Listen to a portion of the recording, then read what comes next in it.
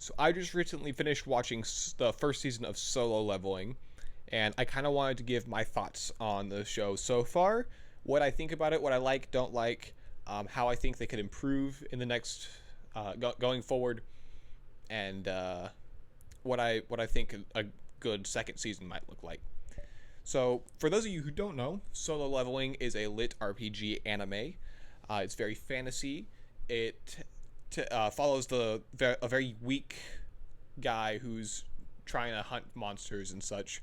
He's the weakest of the bunch, and it shows his rise to power and how he learns how to get stronger using a new revelation in the world. So, for those that don't know, lit RPG is a relatively new genre in the speculative fiction world. It takes place in a world where the rules kind of act like a video game would. So you have characters with stats, you have characters with items that do very specific things.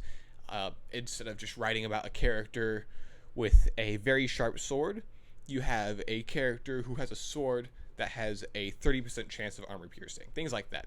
So it's sort of like magic quantified, if that makes sense. That's usually how our lit RPG works in that sense, and it can be very interesting. It's really exploded over the last few years in the book marketing space, but not a whole lot of them are great. Some of them can be done very well, but it's most of them are just writing books and then throwing them out there without really giving them a second thought. But Solo Leveling, I think, is lit RPG done well. So it's it's fun. It's not great. It's fun. So in Solo Leveling, there's a bunch of gates that opened to another world, and monsters are pouring out of those gates and invading our world, and they cannot be harmed by human weapons. So these people, they have magic powers awakened inside of them, and they are called hunters. Some are they have stronger magic abilities than others, and they are ranked on a tier list. So you have all the way from S tier down to E tier, and these hunters are hired by different companies.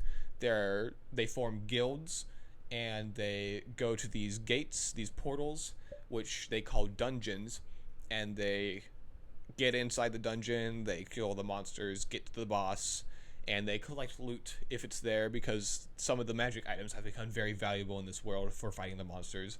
And they have to make sure the boss is killed and the gate is closed before there is a what's called a dungeon break, which is where the monsters come back to our world and wreak chaos there.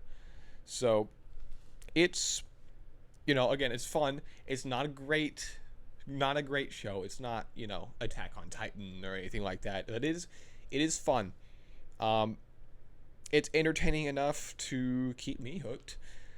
It's more about the making, like the spectacle and like all the fun action scenes than it is about like a deep heartwarming story, you know? So there is a lot of fun action scenes. A lot of them are a bit repetitive though, but they are done pretty well, and it's fun to watch. It's just kind of a turn your mind off and enjoy kind of a thing. There's no message it's trying to push, no nothing like that. It's just, sit back, relax, have fun. The show's opening was very solid. So the first few episodes had you found a party, and they were going into a gate. It's just a regular routine dungeon. But they had with them one hunter who was not only E rank, he was the lowest of the E ranks. So he's the worst of the worst hunters with them. But he's gotta get paid too. So he's going with this party into this dungeon, and then when they kill the boss, they realize it isn't over. The dungeon's not collapsing, and they find out that there's secretly a second dungeon within the dungeon. So it's a dungeon within a dungeon. Um, so they go into the second dungeon where they find a lot of weird stuff going on, and it's not as easy as they expected the dungeon to be. The most of the party is killed, leaving the weakest hunter to use his smarts and cunning to help the rest of them to escape. After the whole dungeon fiasco happens, He is given another awakening where he becomes what is called a player, and he has a HUD, he has an inventory, and all that jazz, all the video game stuff. And he's able to level up his stats, which is something that no one else can do. So it's a pretty solid opening. A lot of mystery going on, a lot of just weird stuff. You know how the world is supposed to work, but it's not working the way you expect it to, and that's kind of interesting. It's fun, but after the first couple of episodes where that happens, it just kind of goes down a very predictable path. Everything else, it just kind of like, yeah, that makes sense. There's no new twist. There are betrayals that you kind of see coming. You'll see what I mean if you watch the show. Everything's just mindless action as the protagonist works his way up to the top and tries to become stronger and stronger by leveling up and getting his stats up there. So it didn't really do anything special in the story regard and the character regard, which is kind of frustrating because there was so much potential in some of that. So the protagonist, he works as a hunter because his mom is sick. She's in the hospital, she's not waking up, and it's not looking good. So he has to provide for himself and for his younger sister while paying his mom's hospital bills. And I guess he just can't get any other job, or the other jobs just don't pay well enough, because now he's a hunter despite being the weakest of the weak.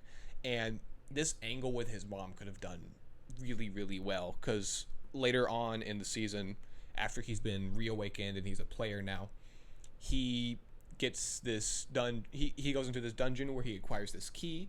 Key leads to another dungeon where the reward for that dungeon is a potion that can cure any illness.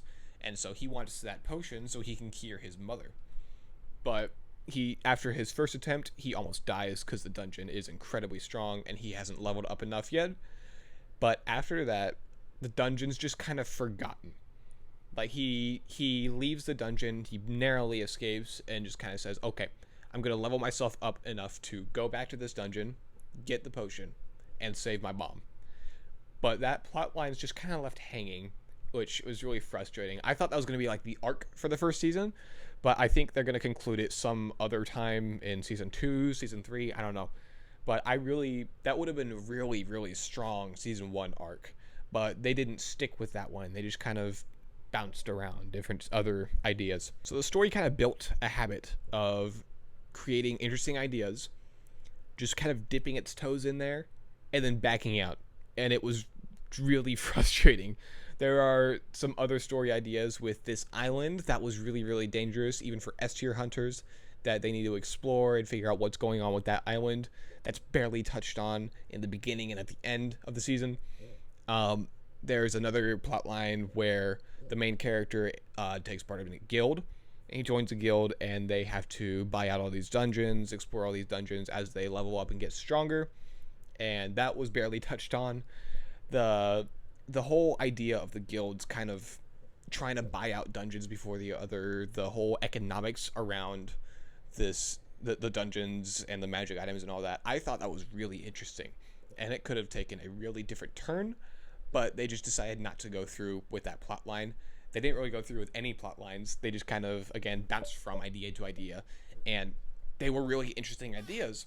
And they could have done really well, but they needed to stick with one and go for it. They couldn't just keep bouncing around the different ideas. It just didn't work like that. So it felt very unfocused and very sporadic, if that makes sense. And it wasn't as tight of a story as I hoped it would be. But the action scenes were fun, so I guess that's what you come for. So overall, it was a pretty good show. I think could have been a lot better than it was. If they just pick one or two plot lines to follow in the second season, I think it could be a whole lot better. They just need to maybe just grab a couple of the loose ends from the first season and just tie them up real nicely in the second season. They just need to be more focused. I know that this is based on a web book, which was turned into a web comic, which was turned into a manga, which was turned into an anime. So there's a whole lot of process there, but I haven't read any of the other stuff. I've just watched the show.